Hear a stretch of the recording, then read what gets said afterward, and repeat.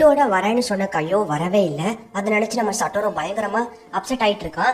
And ஒருவேளை அவன் gift ready பண்றதுக்காக பயங்கரமா முழிச்சிருந்து அதுக்கப்புறம் தூங்கிட்டு இருப்பாளோ, ஒருவேளை லேட்டா வருவாளோ அப்படிங்கிற மாதிரி அவனும் வெயிட் பண்ணிக்கிட்டே அதோட பயத்தோடயே உட்காந்துக்கிட்டு இருக்கான். கையோ வருவாளா மாட்டாளா அப்படின்னு. அண்ட் அவனால கிளாஸ்ல இருக்கவே முடியல. எப்பந்தான் ஸ்கூல் முடியுங்கிற மாதிரியே இருக்கு. ஸோ ஸ்கூல் முடிஞ்சோடனே வேகமா ஓடி போய் நம்ம கையோட வீட்டுக்கு போறான். ஸோ கையோட வீட்டில் போய் கதவை தட்டிட்டு பார்க்குறான். பட் வீட்டில் யாருமே இல்லை. சரி அப்படின்னு சொல்லிட்டு அந்த ஸ்டோர் ரூமில் போய் பயத்தோட பார்க்குறான், அங்கே யார் இருக்காளான்னு சொல்லிட்டு. பட் அங்கேயும் யாருமே இல்லை.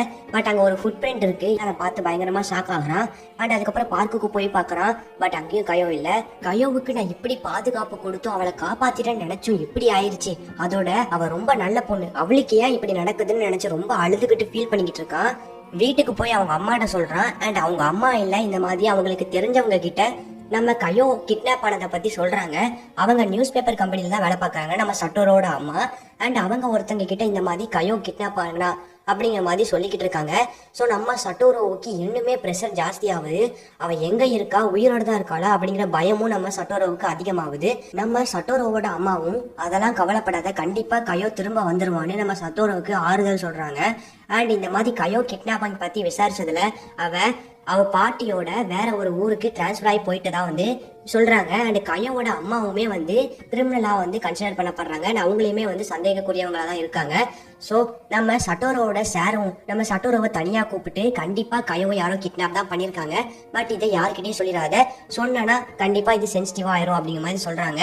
அண்ட் நம்ம கென்யோ இல்ல, கண்டிப்பா கையோவை சீரியல் கில்லர் தான் வந்து கிட்னாப் பண்ணிருப்பாங்க, கண்டிப்பா இது வந்து எல்லா கிட்னாப்பும் பண்றது சீரியல் கில்லர் தான் அப்படிங்கிற மாதிரி சொல்றான். நம்ம சட்டோரோவும் கென்யோவை பார்த்துட்டு இவன் ரொம்பவே இன்டெலிஜென்ட்டா இருக்கான், இந்த வயசுல இந்த மாதிரிலாம் திங்கிங் பண்ணிட்டு இருக்கான் அப்படிங்கிற மாதிரி நம்ம கென்யோவை பத்தி ரொம்பவே ஷாக்கிங்கா வந்து நினைச்சுக்கிட்டு இருக்கான். நம்ம சட்டோரோவும் அங்க இருந்து கிளம்பி அப்படியே வீட்டுக்கு போற வழியில கையோட அம்மா ஏதோ குப்பையை தூக்கி போட்டுட்டு ரொம்பவே வில்லித்தனமா சிரிச்சுக்கிட்டு போறாங்க. அதை பார்த்தோன்னே நம்ம சட்டோரோவுக்கு அதுல என்ன இருக்குங்கிற ஆர்வத்தை விட ரொம்பவே பயம்தான் அதிகமா இருக்கு. அவனு கிட்ட போயிட்டு பாக்குறான்.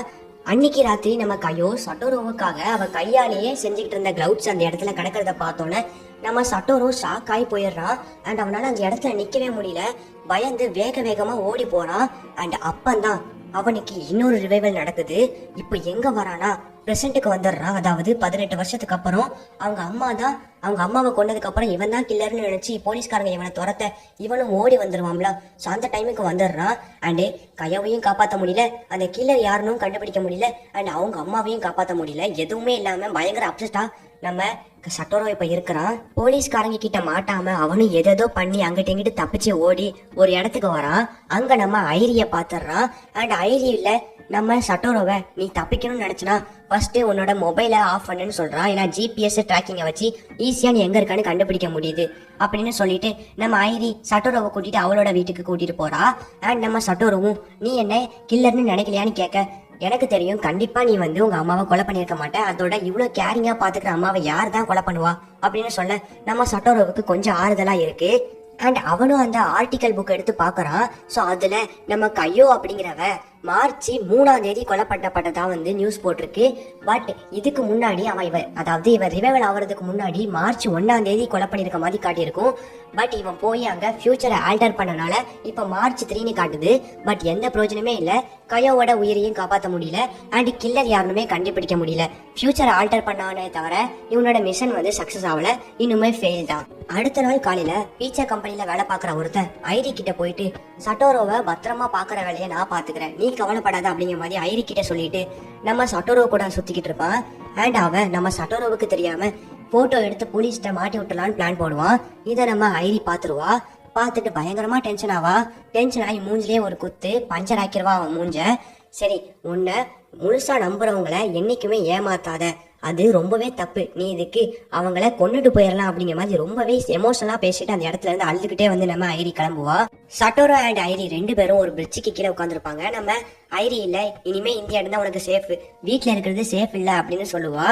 அதோட என்னை எதுக்கு இவ்வளவு கேரிங்கா பாத்துட்டா நம்ம சட்டோரோ கேட்க அவளும் ஒரு குட்டி பிளாஷ்பேக் சொல்லுவா. நம்ம ஐரி சின்ன வயசுல இருக்கும்போது அவளோட சொந்த ஊர்ல இருந்தா, அப்ப அவளோட அப்பா மேல ஒரு திருட்டு பட்டம் வருது.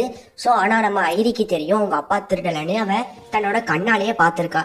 ஆனா தன்னை சுத்தி இருந்த போலீஸ்காரங்க எல்லாருமே என்னோட அப்பா தான் திருடுனாங்கன்னு சொல்லிட்டு சொன்னாங்க. ஏன் என்னோட அம்மா கூட எங்க அப்பா தான் திருடுனாங்கன்னு நம்பிட்டாங்க. அன்னைக்குதான் எனக்கு ஒருத்தங்க மேல நம்பிக்கை வைக்கிறதுனா என்னன்னு தெரிஞ்சிச்சு. அதோட நான் எல்லாரு மேலயும் முழுமையா நம்பிக்கை வைக்க ஆரம்பிச்சேன் அப்படின்னு நம்ம ஐரி சொல்லிக்கிட்டே இருக்கா. நம்ம சட்டோரோவும் இதெல்லாம் கேட்டுட்டு இருக்கான். அப்ப நம்ம ஐரியும் எந்திரிச்சிட்டு, சரி நீ இங்கேயே பத்திரமா இரு, உனக்கு வீட்டுல போய் ட்ரெஸ் எடுத்துட்டு வந்துடுறேன் அப்படின்னு சொல்லிட்டு போறா. ஐரியும் வீட்டுக்கு போய் ட்ரெஸ் எடுத்துக்கிட்டு இருக்கும் போது நம்ம சட்டோரோ போன்ல இருந்து ஒரு மெசேஜ் வருது. யாரோ அவங்க அம்மா நம்பர்ல இருந்து அனுப்பியிருக்காங்க. பயங்கர ஷாக்கோட அதை படிச்சு பாக்குறா. நான் தான் சட்டோரோ அண்ட் நீ எங்க இருக்கியோ அங்கேயே பத்திரமா இருன்னு சொல்லிட்டு மெசேஜ் வந்திருக்கு. அதை படிச்சு பார்த்தோன்னா ரொம்பவே ஷாக் ஆகுறா. அப்ப திடீர்னு நம்ம ஐரியோட வீட்டுல நெருப்பு பத்திருச்சு. ஸோ என்னன்னு பாக்குறதுக்குள்ளயுமே மொத்த வீடுமே பத்தி எரியுது, எல்லா பொருளுமே பத்திக்கிட்டு எரியுது. இதோட பாத்தீங்கன்னா இந்த எபிசோட முடிக்கிறாங்க.